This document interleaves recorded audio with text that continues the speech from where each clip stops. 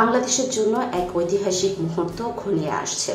রুতবা ইয়াসমিন নামের এক সাহসী বাংলাদেশি মহাকাশ অভিযানে অংশগ্রহণ করতে যাচ্ছেন, যার লক্ষ্য চাঁদে পা রাখা, এবং তিনি হতে পারেন প্রথম বাংলাদেশি যিনি চাঁদে হাঁটবেন।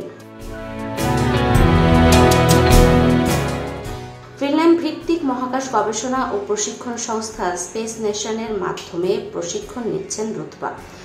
সামাজিক মাধ্যমে ছড়িয়ে পড়া ছবিতে দেখা যায় তিনি মহাকাশ স্যুট পরে প্রশিক্ষণরত অবস্থায় এক সহকর্মীর সঙ্গে দাঁড়িয়ে আছেন এবং মুখ ভর্তি হাসি নিয়ে থামস আপ দিচ্ছেন। ছবির পেছনে থাকা ব্যানারে স্পেস নেশনের লোগো স্পষ্টভাবে দৃশ্যমান।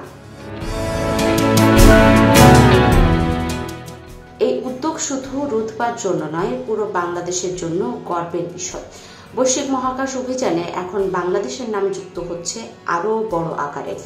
এটি দেশের ভবিষ্যৎ প্রজন্মের বিজ্ঞান, প্রযুক্তি ও মহাকাশ গবেষণায় আগ্রহী হয়ে ওঠার এক অনুপ্রেরণামূলক দৃষ্টান্ত। বর্তমানে রুতবা কঠোর প্রশিক্ষণের মধ্য দিয়ে যাচ্ছেন।